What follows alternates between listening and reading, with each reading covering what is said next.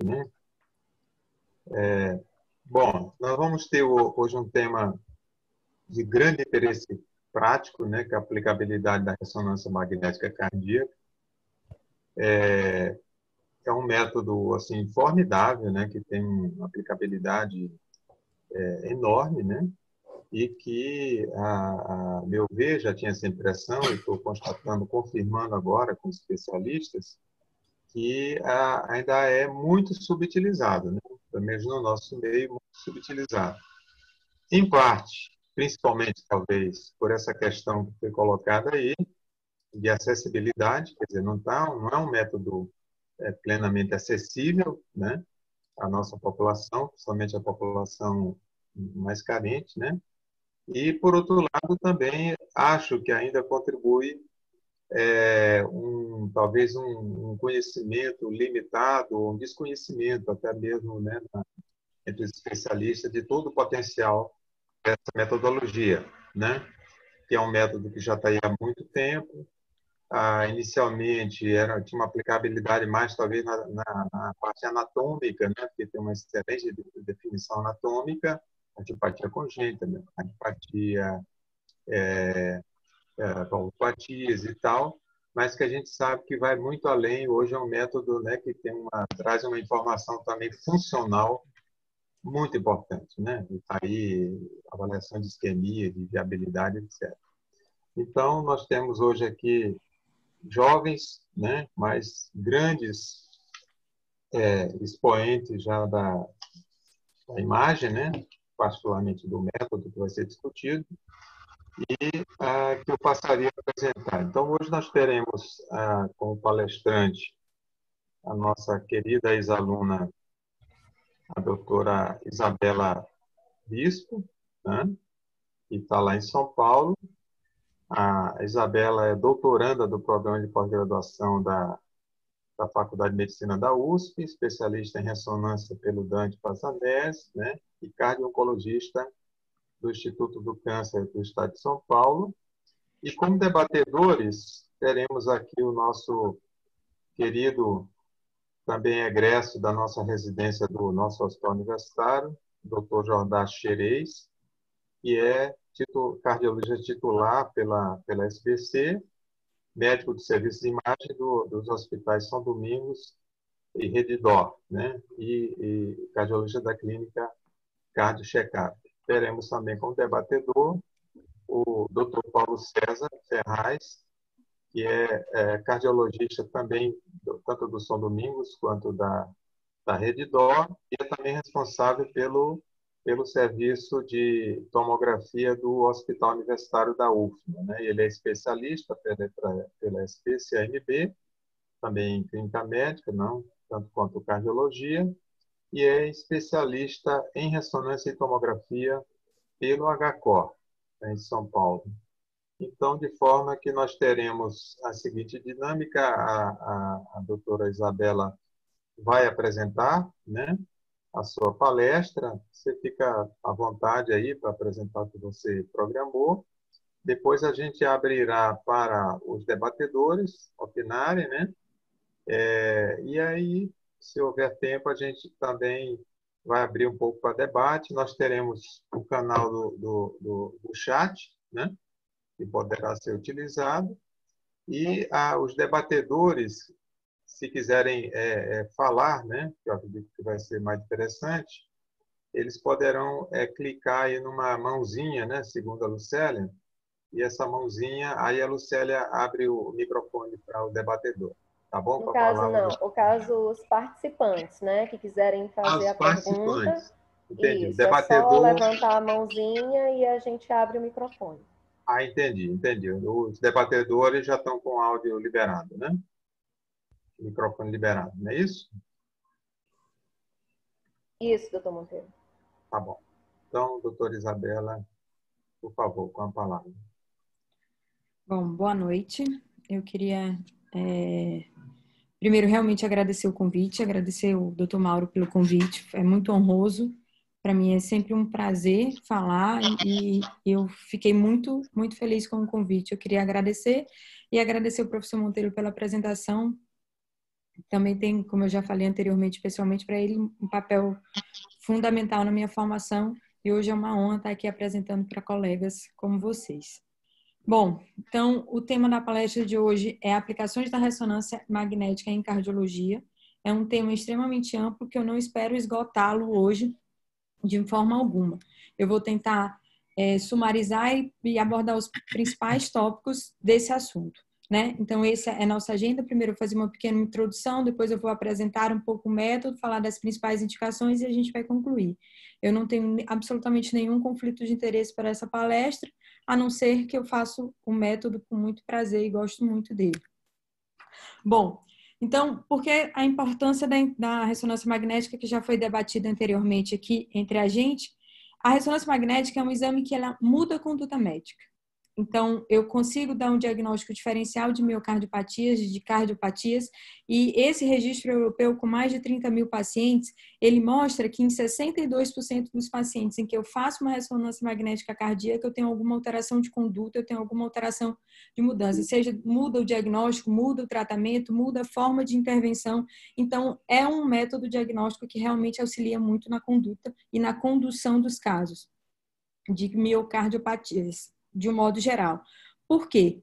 Porque ele consegue, de modo muito claro, ver as estruturas do coração. Ele vai ver o músculo, ele vai ver trombos, ele vai ver válvulas, ele vai ver a aorta, de acordo com cada sequência específica, e ele vai ver até uma coisa hoje que a gente fala muito sobre caracterização tecidual.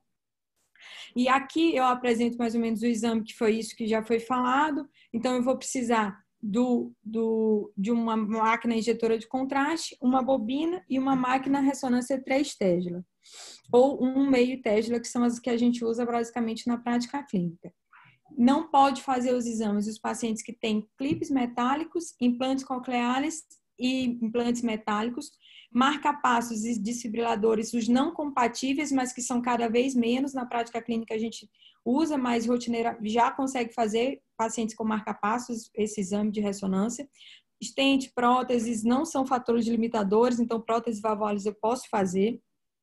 O contraste utilizado na maioria das vezes, que quando é necessário, o contraste utilizado chama-se gadolínio e ele não pode ser usado em pacientes com clearance diminuído, menor do que 30, pelo risco de nefrite nefrogênica sistêmica. Bom, a ressonância, quando eu penso em fazer uma ressonância magnética cardíaca, eu penso em definir qual exame eu vou fazer, porque eu tenho que responder uma pergunta para mudar a conduta do clínico. E aí, de acordo com isso, eu vou programar meu exame. Então, é sempre muito importante eu saber o que o clínico quer saber para eu dar essa resposta para ele. Ele está investigando uma cardiopatia restritiva, porque dessa forma eu vou conseguir programar quais as melhores sequências utilizadas para eu chegar à resposta adequada.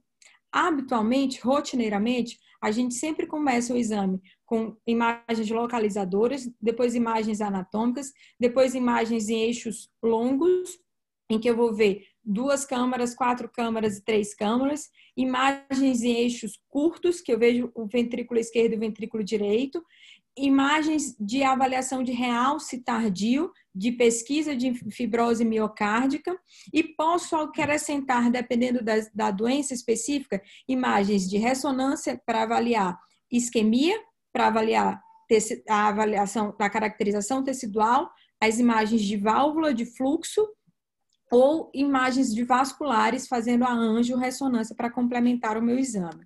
As imagens de SIMS são rotineiramente feitas para todos os pacientes, porque com elas eu consigo já inicialmente definir minha anatomia, caracterizar as estruturas, as correlações anatômicas com alguns cenários, fazer definição de átrio, ventrículo, de como é, e é também por meio delas que eu calculo a fração de ejeção do ventrículo esquerdo. E a gente sabe que a ressonância magnética cardíaca, ela é o padrão ouro para avaliação de função biventricular.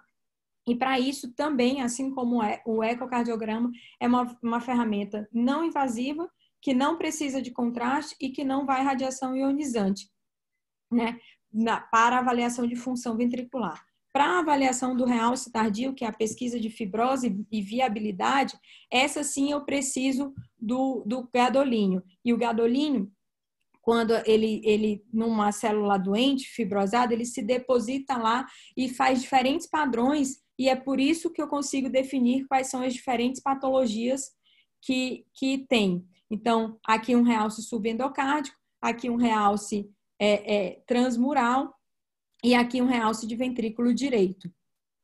E as sequências da ressonância magnética cardíaca que fazem a avaliação tecidual, a caracterização tecidual, são as sequências de sangue escuro, nas quais eu pesquiso edema e vejo saturação de gordura, do realce tardio, como eu já falei, também é uma forma de caracterização tecidual, e de modo mais recente, da última década, a gente vê a apresentação dos mapas. Então, a gente vê o mapa T1, que é uma pesquisa de fibrose difusa, que acomete todo o miocárdio difusamente, o mapa T2, que ele vê basicamente edema e inflamação, o T2 estrela, que é utilizado na pesquisa de hemocromatose, porque ele vê o tempo de decaimento do ferro, e o ECV, que é o cálculo do volume extracelular, que é uma medida derivada do mapa T1 nativo, em que eu vejo realmente a deposição de fibrose ali naquele volume extracelular. As principais indicações da ressonância magnética cardíaca é avaliar os tipos de cardiomiopatias. O que os guidelines mostram, esse é um guideline nosso das diretrizes brasileiras de ressonância e angiotomografia cardiovascular do Arquivos Brasileiros de Cardiologia, falando especificamente da cardiopatia isquêmica, ela mostra que a ressonância magnética cardíaca é classe 1A de recomendação para avaliação da função ventricular nesses pacientes, para avaliação de isquemia, para avaliação de viabilidade, para quantificação do infarto, para avaliar se esse infarto ele é recente ou se ele é tardio, porque a gente também consegue fazer isso pela ressonância magnética cardíaca. Falando das miocardiopatias não isquêmicas e avaliações do pericárdio de massa, a gente pode ver que eles também são classes de recomendação 1 ou 2A no máximo para avaliação de pesquisa de cardiomiopatia hipertrófica, cardiopatia dilatada, miocardite, displasia ritmogênica de VD, hemocromatose, miocárdio não compactado, cardiopatia de Takotsubo e estresse. Falando o que os clínicos pensam, então, que é o guideline do ESC de 2016 de insuficiência cardíaca, eles também reforçam que a ressonância magnética cardíaca, uma das principais indicações é a avaliação da função ventricular, como eu falei, ela é o padrão ouro, e ela destaca os papéis também como classes de recomendação 1A ou 2A nos diagnósticos diferenciais das miocardiopatias, na pesquisa de isquemia e viabilidade e na avaliação de doenças congênitas também. E esse é um guideline recente, europeu, agora de 2020, em que eles falam sobre as minocas, né, que são os infartos com coronárias normais. E eles põem a ressonância magnética cardíaca como um papel central. Nos pacientes em que eu tenho uma ressonância cardíaca de padrão isquêmico, eu tenho, inclusive, que às vezes revisar a angiografia, porque às vezes tem uma lesão lá que não foi vista ou que passou desapercebida. E também ela vai conseguir diferenciar e dar o diagnóstico diferencial.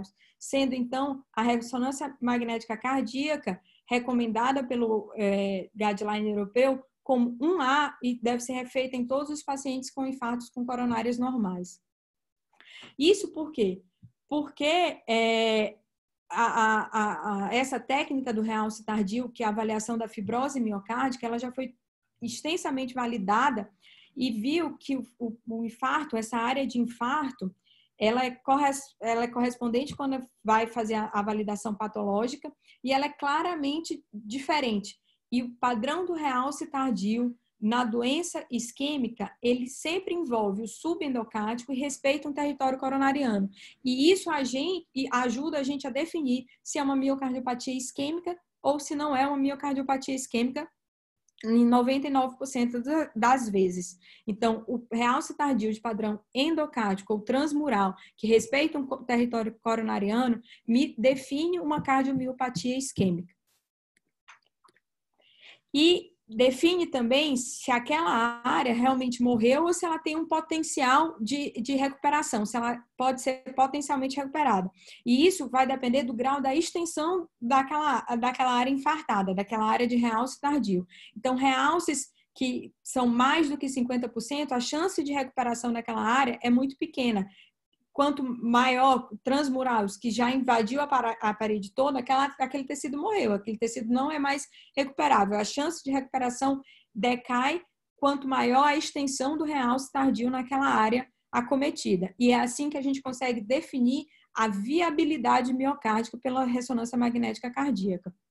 Lógico que a gente sempre vê também paralelo às sequências de contratilidade, avaliação do músculo, espessura, mas, de um modo geral, é pelo realce tardio que a gente vai definir se é uma miocardiopatia isquêmica e se aquela área tem um potencial de recuperação, sim ou não. A gente faz também na ressonância magnética cardíaca a pesquisa de isquemia, e aí a gente utiliza o dipiridamol, como na maioria das vezes, como a forma de outros testes.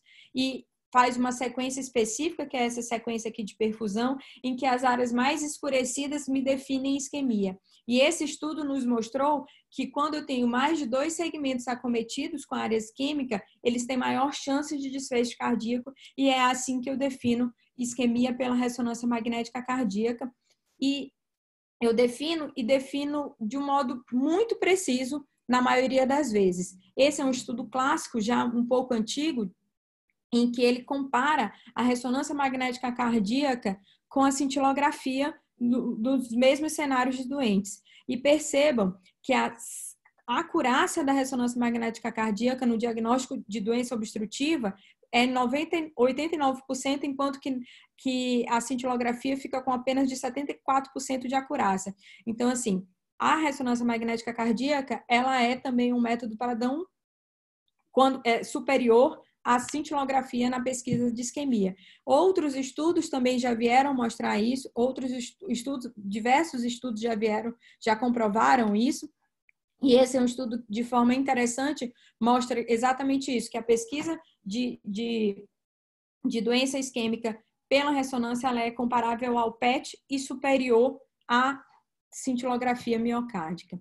E esse estudo, publicado no ano passado, de modo muito interessante, ele avaliou os pacientes que foram submetidos à pesquisa de isquemia pela ressonância magnética cardíaca, comparado com o FFR invasivo, que é hoje, teoricamente, o padrão ouro para avaliação de isquemia. E ele observou que os pacientes que foram feitos a pesquisa de isquemia pela ressonância ou que fizeram a pesquisa de isquemia pelo FFR invasivos, eles tiveram exatamente a mesma evolução. Então, a avaliação de isquemia pela ressonância magnética cardíaca é não inferior à avaliação de isquemia invasiva pelo FFR, segundo dados desse estudo publicado no ano passado no New England. E, então, isso é o que eu falei da miocardiopatia isquêmica. Eu vou definir pelo realce, o padrão de viabilidade, eu consigo pesquisar a isquemia de modo muito preciso, que é comparável, inclusive, com técnicas invasivas como o FFR. Agora, falando um pouco das miocardiopatias não isquêmicas, a ressonância magnética cardíaca também tem um papel central para auxiliar o clínico no raciocínio diagnóstico dele. E esse artigo é um artigo muito ilustrativo, em que ele mostra exatamente isso, que eu faço uma ressonância magnética cardíaca por meio das minhas sequências de Cine, mapa T1, mapa T2 ou mapa T2 estrela, eu vou conseguir caracterizar bem essas doenças e vou conseguir diferenciar dos principais tipos, como miocardiopatia dilatada, alguma cardiomiopatia de caráter genético, as miocardiopatias de caráter inflamatório ou as cardiomiopatias de caráter infiltrativo. E uma vez que eu dei esse diagnóstico, eu vou conseguir ainda adicionalmente falar sobre características clínicas que podem me sugerir gravidade a respeito desses doentes, assim como eu posso avaliar a resposta terapêutica também pela ressonância magnética cardíaca, de acordo com essas sequências que eu acabei de citar e apresentei anteriormente para os senhores. Falando especificamente da cardiopatia dilatada, a gente sabe então que apresenta dilatação e disfunção ventricular que pode ser biventricular predominantemente esquerda.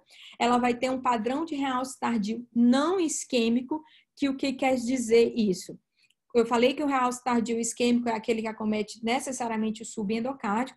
Essa, ao contrário, ele acomete o epicárdio central, mesocárdico, focal. Ela pode estar difusamente acometido e não respeita território coronariano. Então, esse é um realce tardio não isquêmico e é assim que eu vou diferenciar uma das formas que eu tenho de diferenciar as miocardiopatias isquêmicas das miocardiopatias não isquêmicas. Então, a miocardiopatia dilatada, ela vai apresentar realces de caráter não isquêmicos e a presença de realce tardio, de uma forma binária, ter ou não ter realce tardio, ela está relacionada tanto a todas as causas de mortalidade como morte súbita cardíaca nesses doentes. E de modo muito peculiar na miocardiopatia dilatada, quando maior eu aumento a carga fibrose, parece que não tem um valor incremental nesse prognóstico da doença. É ter ou não ter realce tardio. E o realce tardio, quando ele acomete a parede septal e a parede lateral, ele está associado com maior forma de mortalidade e eventos de morte súbita nesses doentes. Essa é falando agora da miocardiopatia chagásica, né? Também é a gente consegue diferenciar bem a miocardiopatia chagásica pela ressonância magnética cardíaca, e o Chagas ainda é uma doença muito prevalente no nosso país. Essa é uma tese do Tiago Senra, que é um dos nossos chefes do Dante, em que ele avaliou 130 pacientes com Chagas e observou que 76 dos pacientes chagásicos eles têm fibrose miocárdica de padrão heterogêneo. Pode até ter padrões transmurais na miocardiopatia chagásica, mas predominantemente são padrões de realce tardio não isquêmico.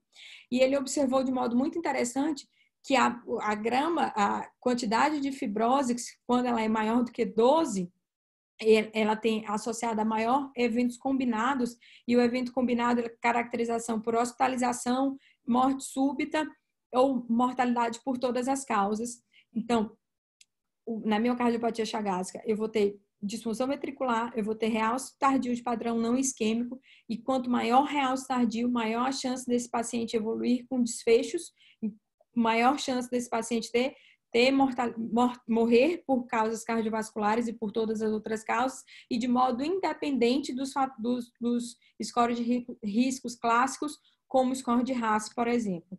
Essa é uma tese do nosso amigo Rodrigo, que ele defendeu esse ano, e esse artigo está prestes a publicar, em que ele também, de modo muito interessante, estudou os pacientes com miocardiopatia chagásicas, e agora com essa técnica de mapa T1, que ele é especialista na área, ele mostrou que os pacientes com cardiopatia chagásica de fração de ejeção moderada, né, entre 40% e 50%, eles têm um aumento significativo do ECV global ou do ECV remoto, que são das áreas de miocárdio que não tem fibrose, que é significativamente maior nos pacientes que têm mid-range, ou seja, que os pacientes eles não têm fibrose suficiente, mas eles já têm uma fibrose intersticial, que só técnicas mais específicas de pesquisa de fibrose, como o mapa T1, consegue identificar. E essa quantificação de fibrose, o aumento do ECV do mapa T1 global, é relacionado também com maiores eventos, com maior evento combinado, que também é um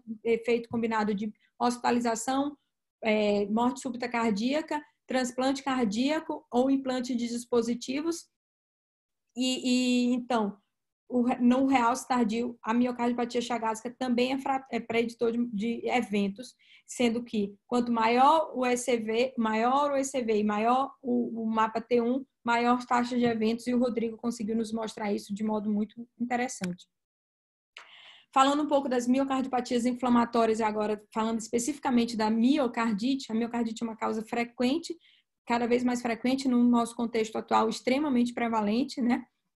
E que a ressonância utiliza dos critérios de Lake-Lewis para definir a presença ou não de miocardite. Então, a miocardite ela vai ser definida pela presença de edema, que eu vou poder identificar pela mapa T1, mapa de T2, ou as imagens ponderadas em T2, que são aquelas sequências de sangue escuro que eu falei no começo. Ele vai ter um realce tardio de padrão não isquêmico e que também pode ter difusamente acometido com elevações de mapa T1 e de ECV, né? A pericardite e a disfunção ventricular, que pode ser global ou segmentar. Então, por esses critérios, a ressonância magnética cardíaca consegue me definir, lógico, associada à clínica, à dor, a presença de elevação de marcadores, se aquele paciente tem uma miocardite, ou vou conseguir separá-lo, diferenciá-los de outras doenças, né? Inclusive do infarto agudo do miocárdio, ou, por exemplo, da síndrome de Takotsubo, que é outra causa frequente de disfunção ventricular aguda e de quadros instáveis nos pacientes nos dias atuais, né? E é exatamente isso, a miocardite faz diversos padrões de realce tardio, mas predominantemente aquelas realces tardios de padrão não isquêmico. E a ressonância magnética cardíaca nos auxilia também na definição, nos auxilia a identificar quais são os pacientes que podem evoluir mal num cenário de miocardite e outros aqueles que vão evoluir bem. Então, por exemplo, os pacientes que fazem ressonância magnética cardíaca e que não têm edema e que não têm realce tardio, eles evoluem melhor e têm menos eventos do que aqueles pacientes que já têm realce tardio. E esse foi um estudo que ele fez ressonância magnética cardíaca no tempo zero e repetiu em 6 meses. E nos pacientes que teve aumento do realce tardio de uma ressonância para outra, esses pacientes também tiveram maior eventos que se traduz em maior mortalidade. Ou seja, a ressonância traz informações prognósticas a respeito da miocardite. E deve ser sempre considerada nesses cenários. Esse é um estudo publicado recentemente com 740 pacientes com miocardite, em que eles também estudaram agora uma técnica nova, relativamente nova pela ressonância magnética cardíaca que a gente tem estudado nesses últimos anos, que é o strain longitudinal global, que é o strain pela ressonância magnética cardíaca, por essa técnica de fit to tracking, e que também ajudou a identificar aqueles pacientes que têm maior gravidade no cenário da miocardite. Então, a miocardite é uma miocardiopatia inflamatória que vai ter edema, realce, e que quanto maior a presença de realce, pior a evolução, e se ela tem ainda também alterações de strain longitudinal, isso também configura maior gravidade. A gente consegue identificar que esse paciente vai evoluir mal e talvez mereça um tratamento mais agressivo aqui no momento do diagnóstico. A ressonância magnética cardíaca também vai nos auxiliar no diagnóstico da miocardiopatia hipertrófica, que é uma alteração genética que a gente vê com muita frequência. Então, a gente consegue diferenciar, por exemplo, a hipertrofia ventricular da hipertensão, se é uma miocardiopatia hipertrófica ou se é uma hipertrofia do atleta, pela característica da ressonância magnética cardíaca, que a gente vai ver o espessamento da parede com as áreas de realce tardio heterogêneo característicos da miocardiopatia hipertrófica. E aqui também, nessa doença, na cardiomiopatia hipertrófica, também vale a máxima de que quanto maior realce tardio, maior a taxa de disfunção ventricular, maior a incidência de arritmias relacionadas a essa cardiomiopatia hipertrófica, e parece que o número mágico é acima de 15, maior do que 15% de realce tardio com relação à massa miocárdica, está associada a todas as causas de mortalidade, maior mortalidade cardiovascular e maior morte súbita cardíaca. Então, aqui também a ressonância, além de ter um papel diagnóstico, ela consegue fornecer o prognóstico daqueles pacientes que precisam talvez de uma intervenção mais precoce ou de uma forma mais agressiva de tratamento. E vai conseguir nos diferenciar de uma outra forma de hipertrofia, mas que não é muito hipertrofia, mas é um espessamento da parede, que é a amiloidose, que é uma doença que está cada vez mais prevalente nos dias de hoje. O envelhecimento fez com que a amiloidose fosse mais dita, fosse mais falada. Então, a amiloidose é uma série de doenças que os tipos, o AL e o ATTR, são as doenças que as formas de amiloidose que mais acometem o miocárdio.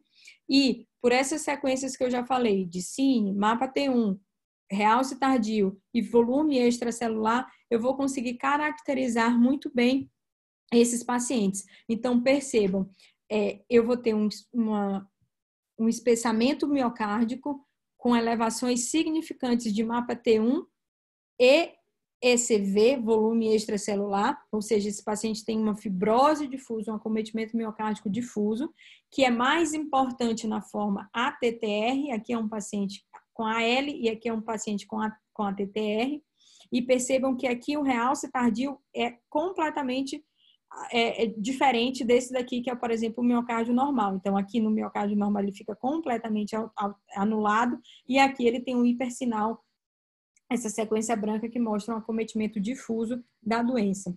Então, para eu definir pela ressonância magnética cardíaca que eu tenho um paciente tem amiloidose, ela vai ter um espessamento concêntrico da parede ventricular, ela vai ter o realce tardio de padrão subendocárdico ou difuso e vai ter uma elevação importante de MAPA-T1 nativo e do volume extracelular. E isso é bem característico e bem importante, que esse artigo, inclusive, tem sugerido que a gente pode fazer ressonância magnética cardíaca sem contraste, utilizando apenas a técnica de MAPA-T1 para auxiliar no diagnóstico de amiloidose, porque a gente sabe que às vezes a amiloidose tem um acometimento renal e aí vai ter a limitação do gadolinho em alguns cenários. Então, a ressonância magnética cardíaca sem contraste, mas com o MAPA-T1 nativo, que é o MAPA-T1 antes da injeção de contraste, se eu tenho valores de MAPA-T1 maiores do que 1164, eu posso já dizer que esse paciente tem amiloidose e eu vou acertar na maioria das vezes.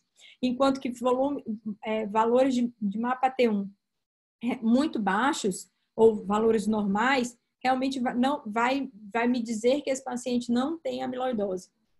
E nos valores intermediários, aí a aplicação de contraste e o cálculo do volume extracelular se faz necessário. O ECV, eu preciso do contraste. O MAPA-T1 nativo, eu não preciso do contraste.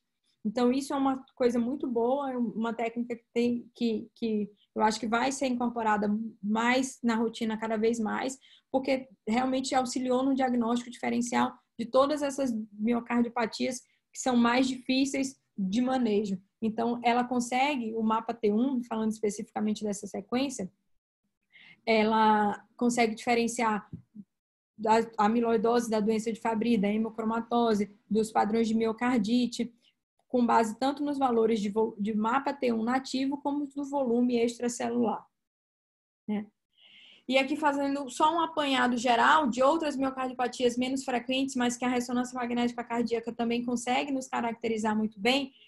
Não é o tema da aula de hoje, mas é um tema que eu gosto muito, a cardiotoxicidade. Então, a gente consegue diferenciar se o paciente teve cardiotoxicidade ou não, baseado nos achados da ressonância magnética cardíaca, que vão caracterizar o volume sistólico, vai ter aumento de MAPA-T1, aumento de ECV e principalmente redução do strain longitudinal. Eu vou conseguir definir se ela tem sarcoidose por esse padrão de realce que é característico, ou se eu estou de frente com uma endomiocardiofibrosi, que também tem um padrão clássico. Eu vou conseguir fazer a cardiopatia siderótica, né, ou hemocromatose com acometimento cardíaco, baseado nas sequências de T2 estrelas. Eu vou conseguir caracterizar um miocárdio não compactado, que, lógico, tudo isso associado com a clínica, né? Porque eu estou falando aqui de realmente doenças que são genéticas, em sua maioria, ou com acometimento sistêmico, e que dentro de um contexto a ressonância vai auxiliar nesse diagnóstico. Então, ela vai conseguir definir o que é um miocárdio não compactado de um miocárdio compactado e vai, de modo clássico, também nos auxiliar no diagnóstico da displasia arritmogênica do ventrículo direito.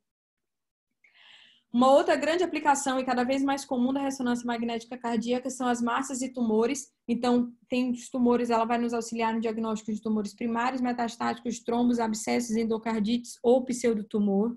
A localização da massa e a caracterização das imagens ponderadas em T1, das imagens ponderadas em T2, do realce tardio e das outras sequências de caracterização tecidual, eu vou conseguir separar e distinguir na clínica e também com auxílio até da idade, porque a gente sabe que os tumores mais prevalentes da infância são diferentes dos tumores mais prevalentes dos pacientes adultos. A gente vai conseguir definir, muitas vezes, quais são os pacientes que vão precisar realmente de uma intervenção cirúrgica ou não, e auxiliar na conduta cirúrgica desses doentes, porque ela consegue fazer essa distinção dessas massas e Só lembrando que os tumores mais comuns são os metastáticos, os tumores benignos, o principal é o mixoma, e dos tumores malignos, o principal é o sarcoma.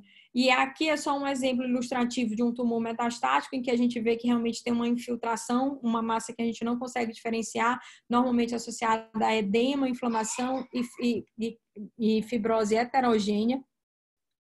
Aqui é um trabalho que a gente apresentou no ACC, em que a gente falando especificamente do mixoma, que é o tumor benigno mais comum, em que a gente vê que ele é predominantemente localizado no átrio esquerdo, ele tem uma característica móvel, é o tumor mais prevalente, que a gente consegue dar um diagnóstico muito claro, com certeza, pela ressonância magnética cardíaca. Esse é um outro trabalho nosso também, que a gente mostrou que também a ressonância ela tem um papel auxiliar fundamental em tumores extracardíacos com acometimento miocárdico, e que aqui a gente mostra claramente que um tumor, um timoma, infiltrou o coração e inclusive causou infarto nesse coração. E esse é um outro trabalho também nosso, em que a gente mostra que a ressonância magnética cardíaca como um método que foi auxiliar no diagnóstico de uma doença sistêmica por meio da caracterização de um pseudotumor no átrio esquerdo. Então, sem dúvida, é uma ferramenta que consegue caracterizar e diferenciar bem e auxiliar no diagnóstico de massas de tumores, inclusive diferenciando muito de trombo, que é uma complicação frequente nos pacientes cardiopatas. Falando rapidamente das doenças do pericárdio, a ressonância magnética cardíaca também tem padrões e vai conseguir nos dizer se é um derrame importante, vai conseguir quantificar volumes de derrame, vai me dizer se é uma fase aguda de um derrame ou se é uma fase em que eu já não vejo mais água, eu já não vejo mais edema, eu vejo apenas um espessamento miocárdico e eu vejo que é um coração que vai ser mais difícil de bater, então vai ter já uma pericardite constritiva, né? Então eu consigo diferenciar. A ressonância nas doenças valvares também tem um papel extremamente importante. A gente quantifica a regurgitação valvar, a gente também quantifica com uma acurácia similar ao ecocardiograma na maioria dos cenários, utilizando uma técnica que chama phase contrast. E a quantificação da fibrose também, da miocardiopatia valvar, também ela é importante, é preditor de eventos, é preditor de mortalidade nesses pacientes. Aqui também é um trabalho brasileiro que mostra isso, que mostra que quanto maior carga de fibrose em pacientes com estenose aórtica, pior é a evolução desses pacientes. Então, talvez nesse paciente a gente tenha que intervir antes, então intervir mais cedo, fazer alguma coisa que realmente tente mudar o prognóstico dessa doença, porque ele vai ter mais evento uma vez que ele já tem um acometimento maior. A ressonância também tem papel fundamental, e aqui vejam, quantos mais cruzes, mais o método é indicado, e que na maioria dos cenários ela tem uma indicação importante nas doenças congênitas. Aqui eu trago o exemplo da tetralogia de Fallot e da doença da válvula tricúspide, né, a anomalia de Ebstein, em que a ressonância ela vai quantificar adequadamente os volumes, os fluxos, e vai auxiliar no planejamento cirúrgico e no time da cirurgia, inclusive em pacientes adultos com miocardiopatias congênitas. Esse também é um guideline do ESC recente, que mostra que a ressonância magnética cardíaca tem diversas aplicabilidades nos pacientes congênitos. Outras indicações um pouco menos usuais da ressonância magnética cardíaca são, por exemplo, as vasculares. Então, eu vejo também dissecção, aorta, TEP, tudo isso eu consigo caracterizar bem pela angiorressonância. E no momento que a gente vive, eu não podia deixar de falar da COVID. A COVID é uma doença que acomete muito o coração e que acomete, né, todo mundo aqui já sabe disso, pode causar miocardite, trombose, arritmias, e que os protocolos de ressonância magnética devem ser feitos e devem ser considerados nesses pacientes com modos seguros. E para responder ver se esse paciente teve ou não acometimento do COVID no miocárdio. Esse é um estudo publicado recentemente no JAMA, que ele veio 100 pacientes recuperados de COVID, e ele mostrou que 78% apresentavam resultados anormais de mapa T1 na ressonância, sugerindo que algum grau de sequela ou algum grau de acometimento miocárdico fica nesses pacientes que foram sobreviventes de COVID com a forma grave da doença. Isso é uma coisa que a gente ainda tem muito a aprender, que a gente agora que está começando a entender essa doença, mas que, sem dúvida, talvez a ressonância magnética cardíaca, por tudo isso que eu já falei anteriormente, pode nos auxiliar na condução desses pacientes que já que é de uma forma tão difícil. Para concluir, porque eu acho que já falei demais, a ressonância é uma ferramenta capaz de dar diagnóstico de miocardiopatias e informações prognósticas dessa doença, nos auxilia a identificar quais são os pacientes mais graves que eu devo dar mais atenção. Na miocardiopatia isquêmica é um método de escolha para pesquisa de isquemia e viabilidade, e a ressonância é útil na avaliação de massas, doenças congênitas, doenças valvares e doenças do pericárdio. É sempre uma boa ideia considerar uma ressonância magnética cardíaca para um doente. Muito obrigada. Muito obrigado, doutora Isabela. Muito obrigado mesmo. Uma palestra excelente, bastante abrangente, um verdadeiro overview, né? E bastante esclarecedora, né? Bom, eu tinha anotado uma perguntinha aqui, mas você até já esclareceu, que é um tema bem atual, que é a COVID, né? E me chamou a atenção numa leitura rápida de um resumo, é que é realmente muito frequente, né, o acometimento cardíaco, e parece que, inclusive em formas assintomáticas, leves, né, parece que é realmente muito comum, né? É muito comum. É lógico que, assim, esse estudo do JAMA que eu apresentei, ele mostrou, ele avaliou a técnica de mapa T1. Então, a técnica de mapa T1, ela vê a lesão incipiente, né? A gente não sabe exatamente o significado clínico de todos os achados desses pacientes, porque ela vê a lesão ali, a fibrose intersticial. Então, é que a gente fala realmente de uma caracterização do tecido do miocárdio. E mostrou que tem inflamação e mostrou que pode ter um grau incipiente de fibrose e de lesão. O que isso vai se traduzir clinicamente futuramente, a gente ainda não sabe. Mas, sem dúvida, a COVID-19 causa agressão ao miocárdio, né? E a gente vê isso em formas muito graves quando ela se manifesta clinicamente. Quer dizer, mas não se tem ainda informação sobre o futuro, até por questão de tempo, né? Se, por Isso. exemplo, se o paciente vai ficar com uma miocardiopatia por COVID, eu tenho essa informação aí, né? Se ele vai ficar com algumas sequelas, alguns já ficaram, e isso a gente já sabe, mas isso desses pacientes que realmente desenvolveram a fibrose já. Então, a miocardiopatia com fibrose pelo realce tardio, essas podem até sumir evolutivamente, porque esse outro estudo que eu mostrei que comparou a fibrose no tempo zero e repetiu em 6 meses, 14% deles tiveram regressão da fibrose que a gente chama de fibrose inflamatória. Mas quando eu tenho uma miocardite e essa miocardite tem realce tardio, eu espero que essa sequela fique e que isso tardiamente pode se traduzir no paciente com maior chance dele ter uma disfunção ventricular se ele não ficou e ter mais formas de arritmia, que é outra coisa que o realce tardio também está relacionado. Se os colegas quiserem complementar. Lembrar, Isabel, esse estudo que saiu no JAMA é muito interessante, porque na própria descrição foram 100 pacientes, foi uma população pequena, né? E o que nós vimos foi que 67% desses pacientes foram pacientes teoricamente de baixo risco, foram pacientes que trataram em casa, foram pacientes oligossintomáticos. E 78% desses pacientes tiveram algum tipo de acometimento cardíaco, seja alteração do miocárdio pelo mapa T1 ou T2, ou até mesmo realce e acometimento pericárdico, né? Então, assim, a grande população desses pacientes que tiveram alteração miocárdica, quase 2 vezes, não foram de pacientes hospitalizados, foram pacientes teoricamente de baixo risco. Isso é verdade. E lembrar, quando a gente fala de morte de miocardite, algo que a Isabela marcou bem, é que o realce, obviamente, falando de miocardite, né, de miocardiopatia não isquêmica, o realce tardio é algo que definidor, inclusive, de conduta, porque a gente sabe, tem vários trabalhos publicados que existe, binário, o paciente que tem miocardite não tem realce, e o paciente que tem miocardite tem realce. O prognóstico do paciente com miocardite que apresenta realce, inclusive quando esse realce se mantém, ele está mais predisposto, inclusive, à morte súbita. Tem trabalhos mostrando, inclusive, que pacientes, o único grupo que apresentou morte súbita foi em grupo de pacientes que tinham realce.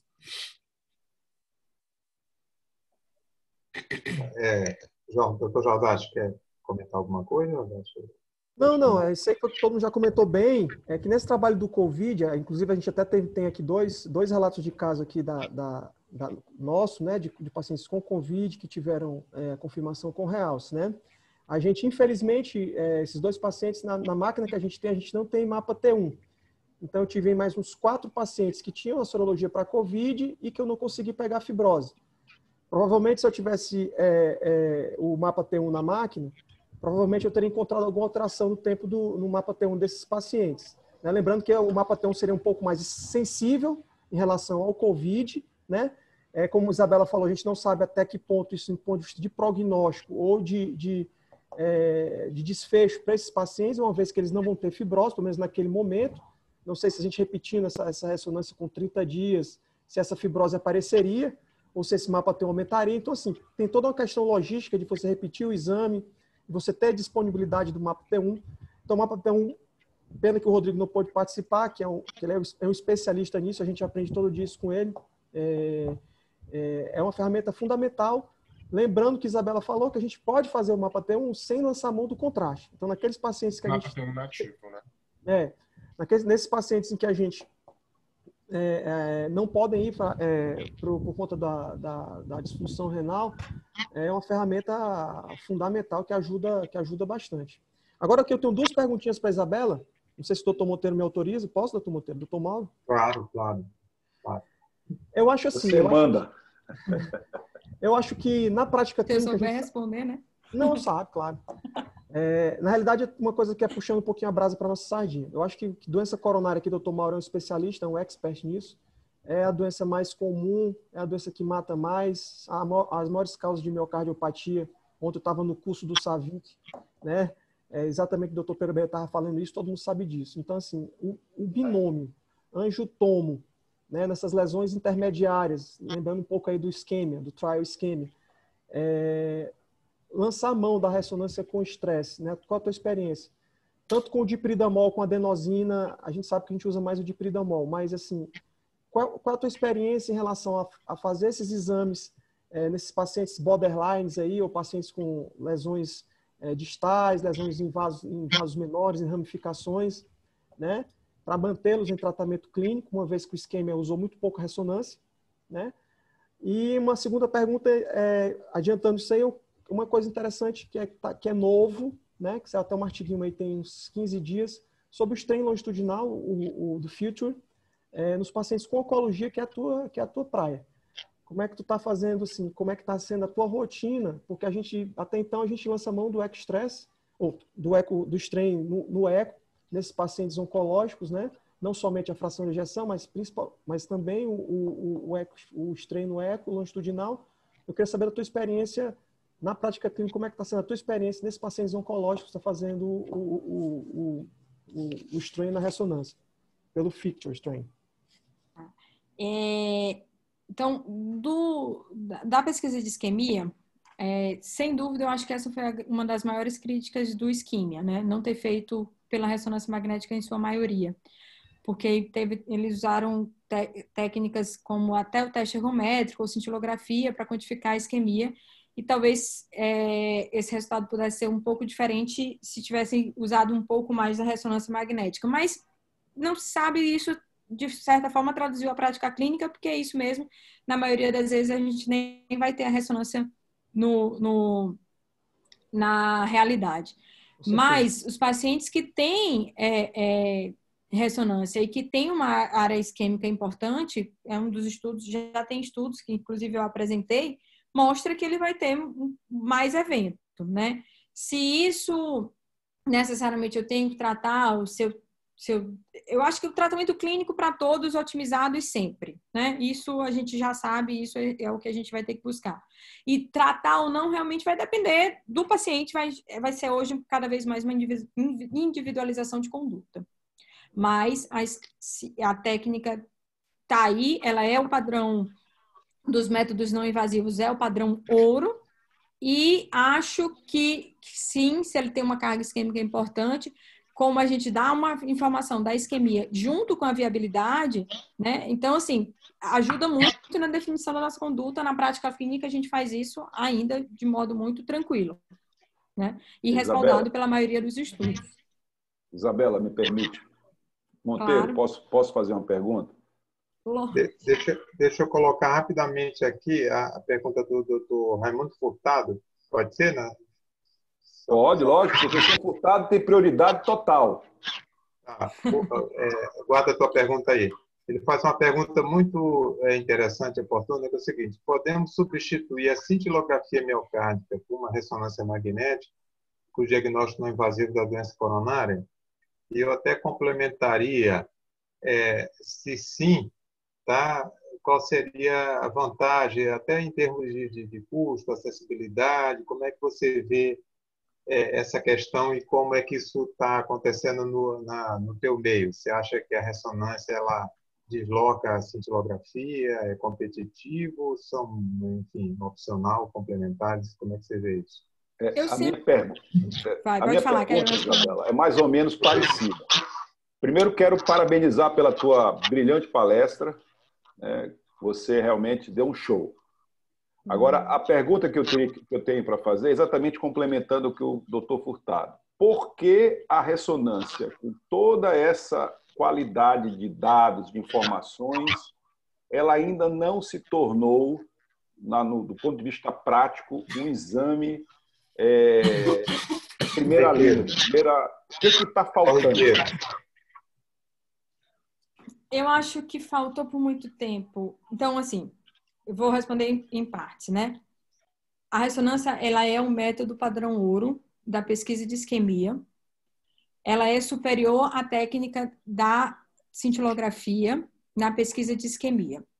Isso não sou eu que estou dizendo, são os estudos que a gente já apresentou aqui anteriormente. Lembrando, só por quê? Com estresse, né? Com estresse. O pessoal confunde e tal e... Pronto, então assim, boa, Jornal. Então assim, a pesquisa de isquemia, que a gente usa, por exemplo, o dipiridamol, ela é um método padrão ouro. Então a gente usa, e na prática clínica a gente usa mais o dipiridamol porque é o que é mais disponível. Onde a ressonância ainda peca nesse cenário de isquemia? No teste ergométrico, né? Que você fazer, às vezes, um teste ergométrico, a gente entende que a informação que o teste ergométrico dá, às vezes, ela é complementar a pesquisa, capacidade funcional melhor estimado pelo teste ergométrico e, apesar de já terem estudos de ressonância magnética com estresse no teste ergométrico, ainda não é uma realidade nacional. Então, eu acho que isso é um dos fatores que ainda não fez ela ser utilizada em larga escala, porque muita gente ainda utiliza do teste ergométrico, que, lógico, tem suas aplicabilidades e suas ferramentas. É isso. Agora, quando eu uso remédio, dipiridamol, dobutamina, adenosina, a ressonância magnética ela consegue me quantificar de uma forma mais adequada o grau de isquemia desses pacientes. Um outro ponto, no mesmo exame em que eu faço de 40 minutos, em que eu faço a pesquisa de isquemia com essas técnicas, com esses remédios, eu já forneço a informação de viabilidade ou não. Então, se naquele território ele vai ser isquêmico e viável, que é uma coisa que que a cintilografia às vezes não nos dá essa informação no mesmo exame. A gente precisa de outros métodos nucleares para a pesquisa de viabilidade. Então, a ressonância ganha nesse sentido. O que não fez a ressonância ainda crescer? Talvez também o número de profissionais que sejam especialistas na área. Apesar de que nos últimos anos essa área cresceu muito de interesse. O Dante Pazanese tem em média 6 residentes por ano. O Jordan pode até me ajudar, que ele fez também lá. E o INCOI, eu acho que, se eu não me engano, são 12 residentes por ano. Então tem aumentado o número de formação. O HCOI eu não sei, mas eu também sei que é um grande centro, que é também do professor Rochite, também forma muitos profissionais. Então, talvez essa demanda, essa carência diminua. O outro ponto é que é um exame que ainda tem o seu valor salgado, né? Então, eu acho que, mas eu não acho que ele seja tão diferente financeiramente do valor da cintilografia. E com certeza é menor do que o PET. Mas... Eu Pode falar. acrescentaria que eu acho que um dos principais limitadores, principalmente também, são os centros, né? Então, nós temos muitos mais centros, não só no Brasil como no mundo, de cintilografia do que de ressonância, né? Então, isso também é um limitador, né?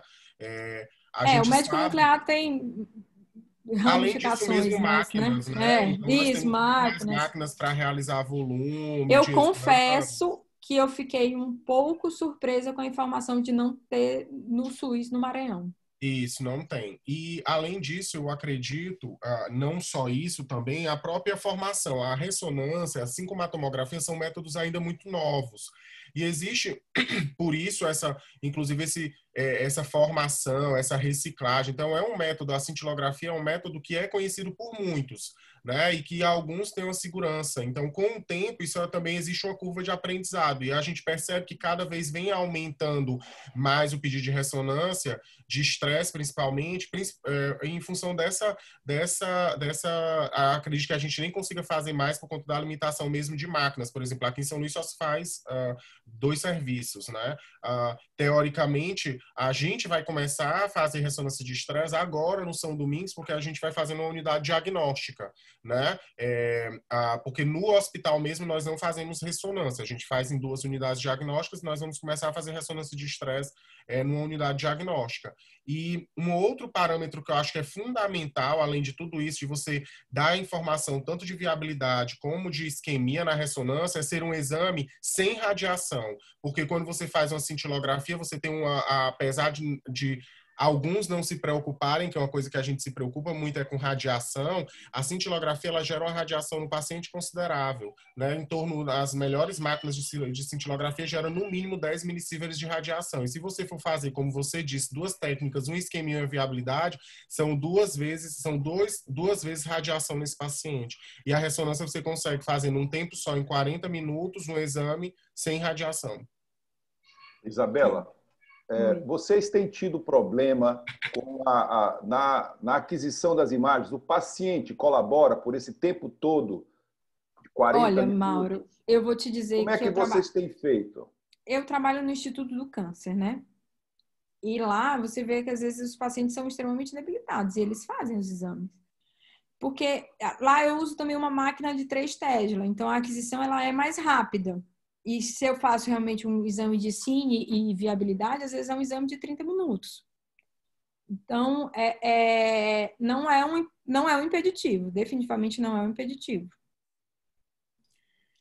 E muitos pacientes até gostam mais do que da cintilografia, porque a cintilografia tem todo aquele preparo, tem que comer o queijo, tem que andar, tem que não sei o quê, demora 4 horas, faz aquisição de imagem, faz aquisição do repouso. São 2 dias. Né? Tem todo esse... São 2 dias. 2 dias. Sei lá. Então, eles, de um modo geral, eles toleram bem e gostam mais.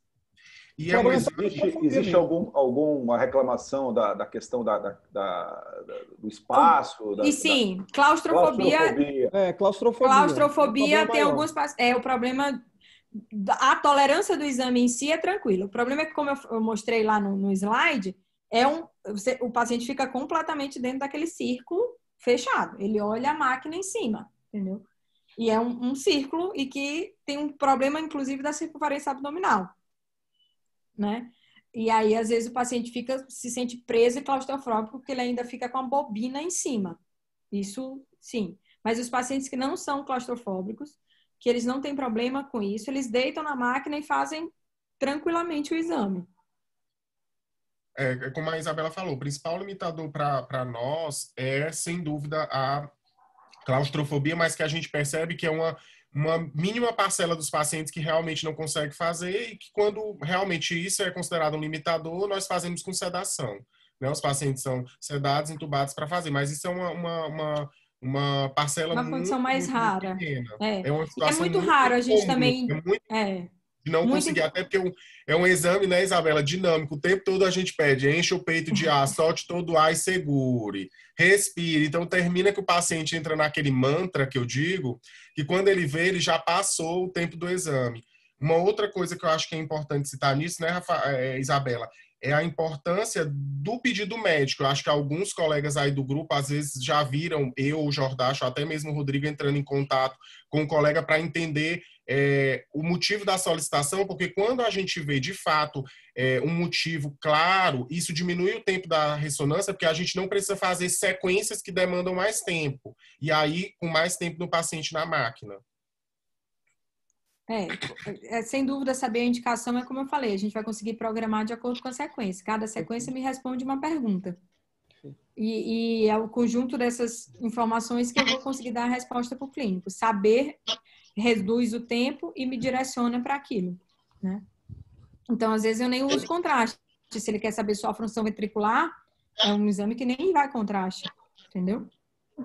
Tem uma outra pergunta aqui do Dr. Furtado, ele pergunta assim, como posso solicitar o exame de ressonância magnética em repouso ou apenas com estresse farmacológico para melhor variação da isquemia miocárdica? Eu acredito até que tem que ser com estresse, né, para avaliação de isquemia. Ele pergunta também se o plano de saúde autoriza, né, para a pesquisa de isquemia. Sim, autoriza, a maioria dos planos de saúde já é um exame que é coberto. E é só indicar. Na verdade, tem que indicar a pesquisa de isquemia. Porque uma vez que ele faz a pesquisa, a gente solicita ressonância magnética cardíaca para a pesquisa de isquemia e viabilidade.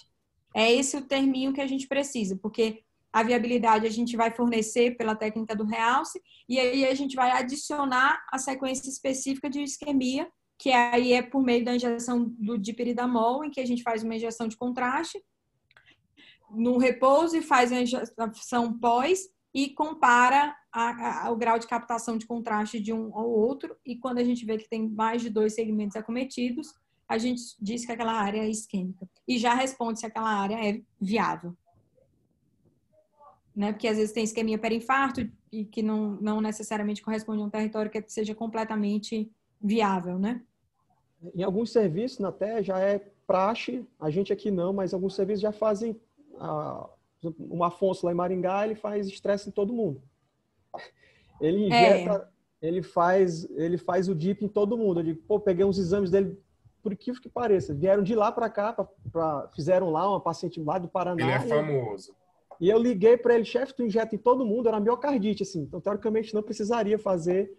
Ele, não, injeta em todo mundo aqui, injeta em todo mundo aqui. Eu acho que é por questão mesmo, exatamente dessa polêmica de saber se vai injetar, se não vai injetar. Se a pessoa quer saber só se o paciente tem isquemia em repouso, ou se quer só saber a viabilidade, né? Às vezes o pedido, o médico solicita, fica com aquele querer mais, né? Assim, pô, ficou faltando alguma coisa mais. E aí?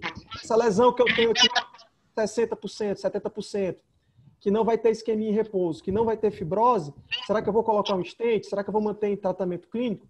Então, aí, nesse caso, nesses pacientes, que eu chamo que é o binômio, eu acho que a ressonância e o CAT ou a angiotom, principalmente, que é um exame menos invasivo, na minha prática clínica, né, como eu tenho acesso a isso eu consigo realizar nos meus pacientes, então todo paciente que eu tenho, que eu vou ficar na dúvida se eu vou manter no tratamento clínico, se eu quero fazer uma avaliação percutânea ou revascularização cirúrgica, eu lanço mão da ressonância com estresse. Então, realmente, gera essas polêmicas. Às vezes, muitas das vezes, a gente tem que ligar para o colega e saber, vem cá, tu queres que eu estresse? Tu queres que eu faça uma prova isquêmica? Ou tu queres só ver se aquela área tu já sabe que é ruim, que tu tá realmente querendo deixar em tratamento clínico, que quer só saber se tem ou não tem viabilidade? Aí não precisaria estressar.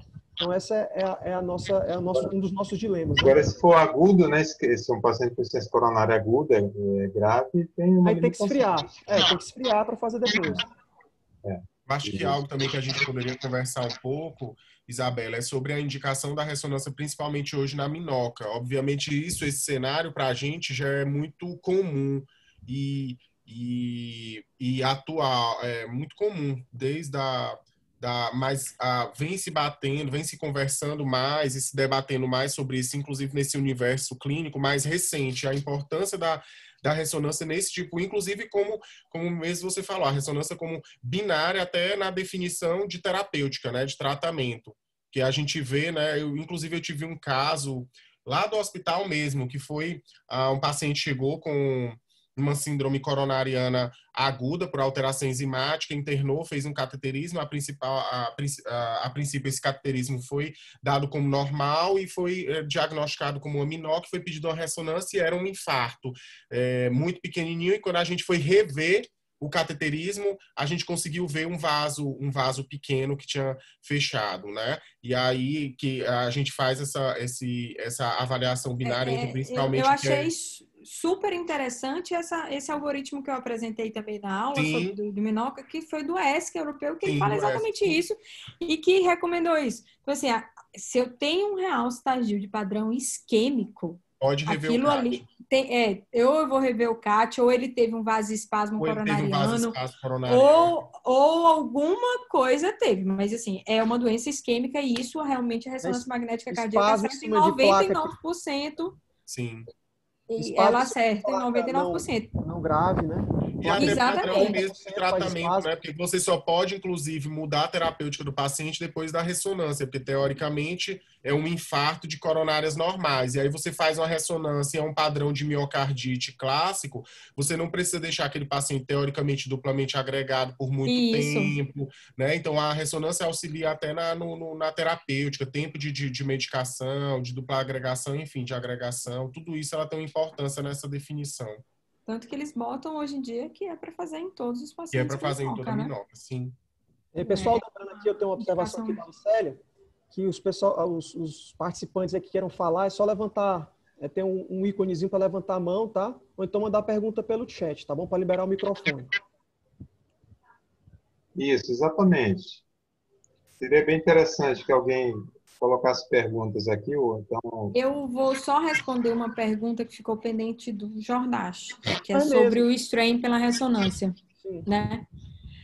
Então, o strain é uma medida de deformação miocárdica que eu posso avaliar pela ressonância por métodos diferentes, que habitualmente eu uso a técnica ou do tagging, ou do fit to tracking, ou do secking. Né? Então, são sequências em que eu vou avaliar esse grau de deformação miocárdica. Não é preciso também injeção de contraste e eu vejo isso com muita propriedade pela ressonância magnética cardíaca. No cenário de cardiotoxicidade, só que é uma técnica que ainda está em estudo, ainda está em validação, a gente ainda não tem valores de cortes muito precisos, mas que está sendo cada vez mais estudada. O fit to tracking tem a vantagem de ser um método em que eu consigo fazer sem uma aquisição específica. Então, eu não preciso adicionar uma sequência para fazer esse exame. Por meio de um software, eu faço análise offline com base na SIM e ressonância. Então, eu acho que o método que vai ser mais amplamente utilizado na prática clínica.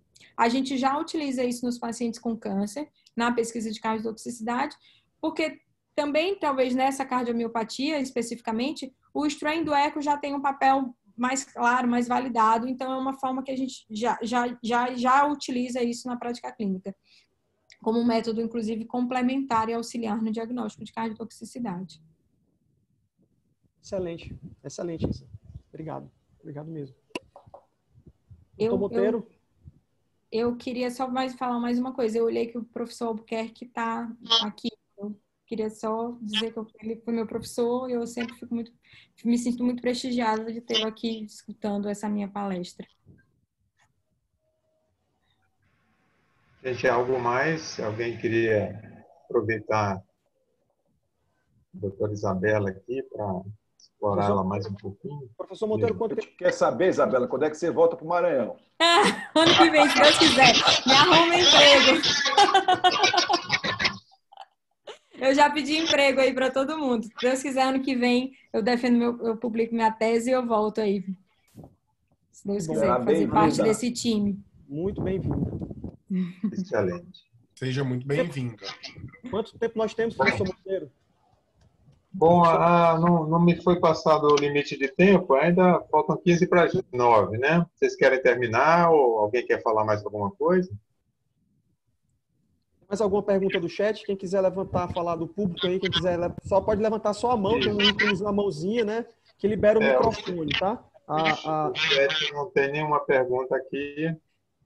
A Lucélia libera o microfone para quem estiver em casa que quer falar alguma coisa, quiser ser ouvido. Isso, vamos dar uns minutinhos aqui. Então. Mas eu acho que, assim, eu acho que as mensagens que a gente tem que falar desse cenário é que realmente a ressonância magnética cardíaca, ela é um método que auxilia no diagnóstico, que é importante, tanto nessa diferenciação, nessa caracterização, nessas informações prognósticas que ela nos dá, que ela vai auxiliar a gente a entender, por exemplo, o paciente tem 30% de fração de ejeção, se ele tem um real, se ele vai evoluir com maior gravidade, talvez uma intervenção mais precoce. Então, é uma ferramenta que eu acredito muito e eu acho que cada vez mais ela deve ser incorporada na sua rotina clínica, na sua prática clínica diária.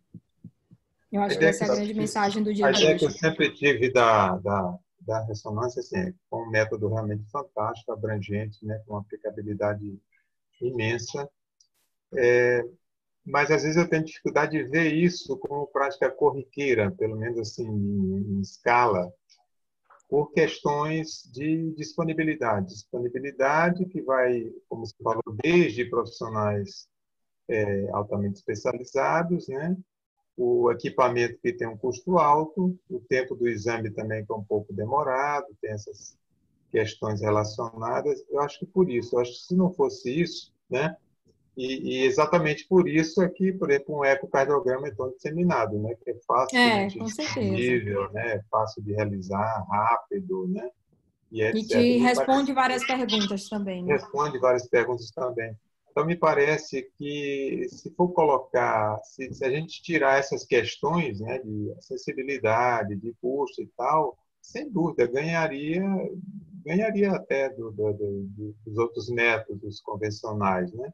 Esse é um grande entrave que eu não sei se vocês especialistas, como é que vê isso para o futuro, entendeu? Será que um dia vai chegar, se está muito longe, disso popularizar, de se tornar um custo mais baixo, ter mais máquinas, né, se ter um acesso mais amplo para a população? Eu acho que sim. Eu acho que no futuro recente, no futuro próximo, isso vai acontecer. A gente vai ter mais disponibilidade, os cardiologistas vão sentir cada vez mais a necessidade, haverá mais uma briga com isso, vai sentir um momento em que ele vai dizer que o eco, vamos pedir uma coisa além, entendeu?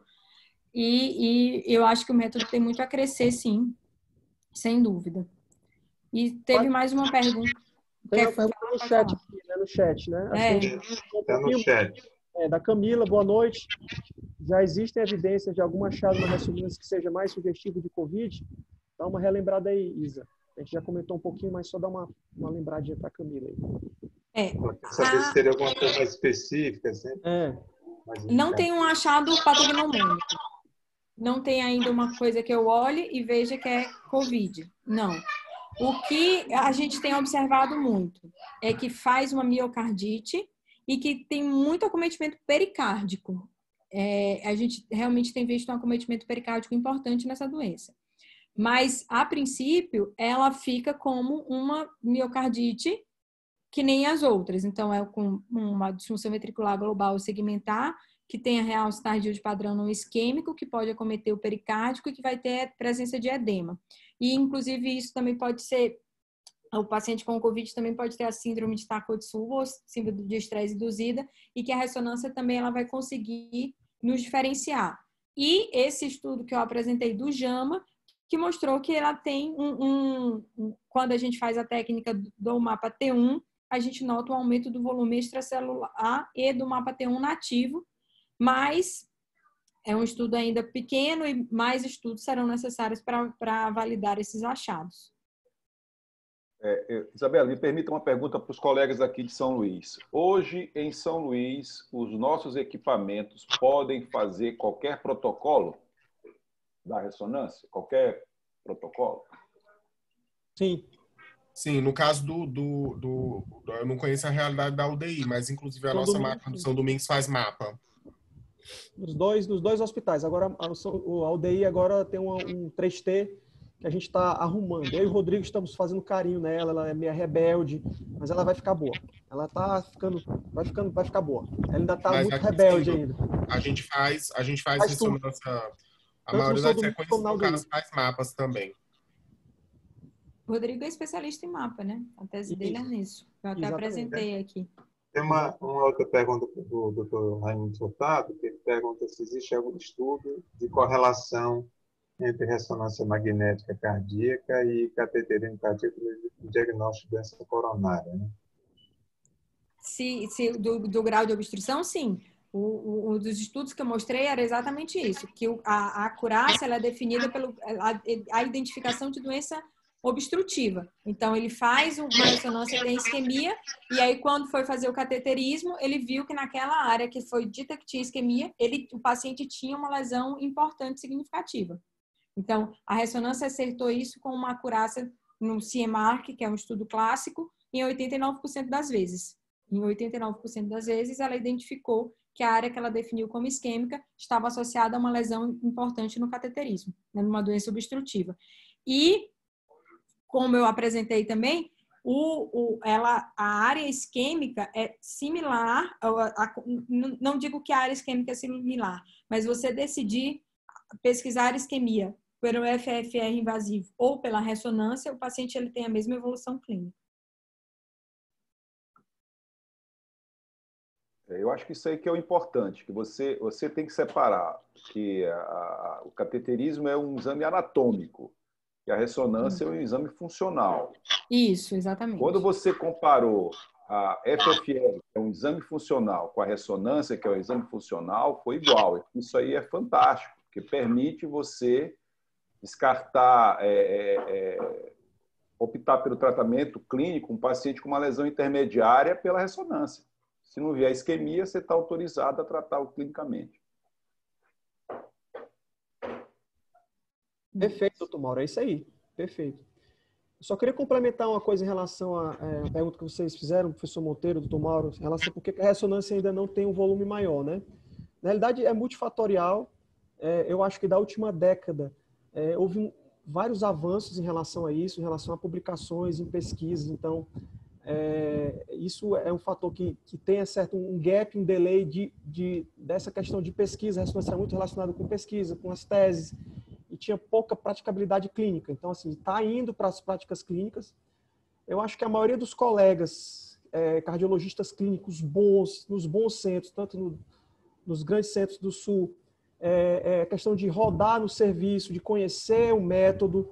Existe ainda uma certa limitação, né? Então, as pessoas preferem rodar na hemodinâmica, preferem rodar no eco, rodar nos métodos gráficos, né? No laboratório de válvula, hipertensão. Então, assim, ainda tem essa questão da divulgação dos próprios centros formadores, que eu acho que isso ainda é uma coisa, não sei como está agora, mas há 6 anos, quando eu voltei de lá, eu senti essa dificuldade dos meninos rodarem no serviço e de se acostumarem a impedir o exame, né? Não sei se as pessoas eram mais curiosas, mais voltadas para isso aí. Outra questão que foi falada em relação ao custo da máquina e tal, assim, mas assim, eu acredito que, né, nos últimos anos para cá, com o conhecimento melhor dos clínicos, né, na solicitação dos exames, na disponibilidade dos profissionais em fazê-lo, eu acredito que isso vai pegar, né? Como a solicitação ainda é um pouco pequena e o exame tem essa questão de 40 minutos, 50 minutos, 60 minutos, às vezes em alguns casos, para o gestor, no caso, ele abre, vou abrir um horário aqui para Paulo, vou abrir um horário para Jordache e tenho 20 joelhos para fazer.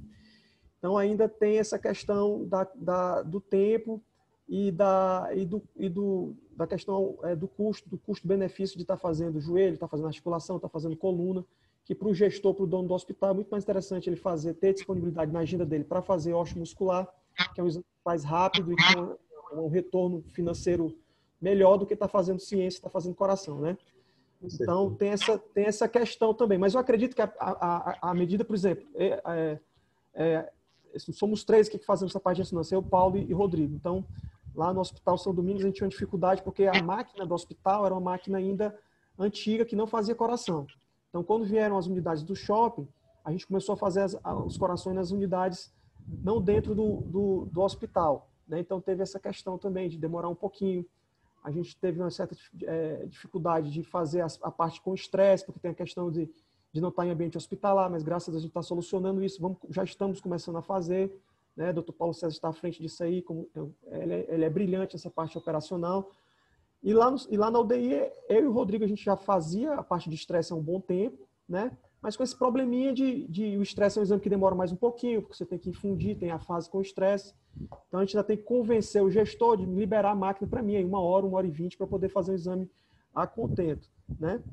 Mas é isso aí, eu acho que a gente está caminhando. Tem mais uma pergunta aqui do... Fala. Pode concluir. É A gente está do caminhando Márcio e a questão é que eu percebo, né, acho que o Paulo também tem essa mesma opinião, que o volume que a gente faz hoje de ressonância vem crescendo, a gente não cresceu tanto como a coronária, né, mas que vem crescendo. Aos poucos as pessoas vão pedindo mais e vão tendo mais confiança quando retornam, porque assim, a questão do feedback é muito importante. É que nem a questão da coronária. Então as pessoas pediam, mas não se sentiam às vezes insegura com o laudo que a gente dava. E aí quando começou eu laudar, depois Paulo César chegou, o Rodrigo chegou e batendo demais com o CAT, batendo demais com o que o médico olhava na clínica, ele passou a ter confiança no método. E hoje a gente tem um volume de coronária muito alto aqui no Maranhão, né? E eu acredito que com a ressonância, com essa confiança, com esse retorno que cada dia mais acontece, eu não tenho dúvida, professor Monteiro, professor Mauro, que o exame veio para ficar e a gente vai ter dificuldade de encontrar tempo na agenda minha, de Paulo e de Rodrigo aí, viu? O Márcio Mendes pergunta o seguinte, que é interessante. A ressonância na pesquisa de isquemia também sofre com as lesões balanceadas, que é uma coisa que acontece na cintilografia, uma limitação, às vezes, na avaliação?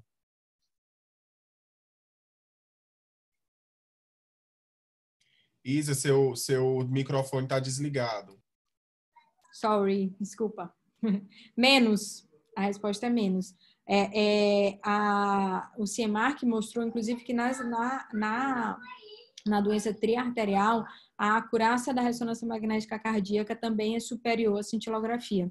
Ela mostrou tanto isso, validou isso para as lesões de tronco, para as lesões triarteriais e para as lesões uniarteriais. A ressonância é superior à cintilografia também nisso e peca menos. Não sei se os meninos querem complementar.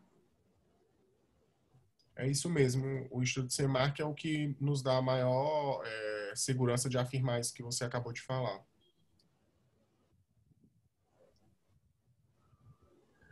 Pessoal, vamos aproximando aqui das 10 horas, né? Eu acho que a gente esgotou o assunto, quer dizer, esgotou não, mas foi bastante amplo o debate, né, esclarecedor. Então, eu queria, em nome da Sociedade Brasileira de Cardiologia, Seccional Maranhão, eu queria agradecer a doutora Isabela pela brilhante palestra, né? E foi uma satisfação muito grande revê-la, né, com todo esse preparo. E a gente só espera que realmente você cumpra o que prometeu, né, de voltar para a gente, né? E a gente só terá a ganhar com isso. Queria passar, no final, a palavra para o presidente, se ele tem alguma mensagem final, e aí daí a gente encerra essa nossa webinar. Boa noite. Boa noite, pessoal. Não, é só agradecer a Isabela. Obrigado, Isabela, pela sua brilhante palestra. Conte com a gente sempre. E obrigado aos colegas Paulo César, Jordache, Monteiro. E vamos combinar outras vezes, Isabela. Vamos sim, porque eu gostei muito, fiquei muito feliz com o seu convite, Mauro, adorei mesmo, muito obrigada, eu adorei a parceria, adorei rever pessoas, fazia muito tempo que eu não olhava o Jordache também, que foi meu R+, o Paulo eu conheci ano passado, gente boa, gostei muito, foi muito bom essa proximidade, o Rodrigo, que é meu amigo pessoal, então assim, são pessoas queridas, para onde eu quero voltar, então é sempre um prazer, será sempre uma honra falar com vocês, gostei muito, muito obrigada, eu só posso agradecer. Que bom. Paulo, Jordache, algum comentário final? Não, professor, só agradecer pelo convite do senhor também, né? Aquele dia que o senhor ligou para a gente, convidando, né? Dizendo que a gente sempre está à disposição, sempre aqui vou estar à disposição da SBC para qualquer evento, para toda obra aqui. O sobrenome é trabalho. Descanso carregando pedra. Ok. Boa noite a todos. Obrigado. Boa noite, boa noite. Obrigada, gente. Tchau.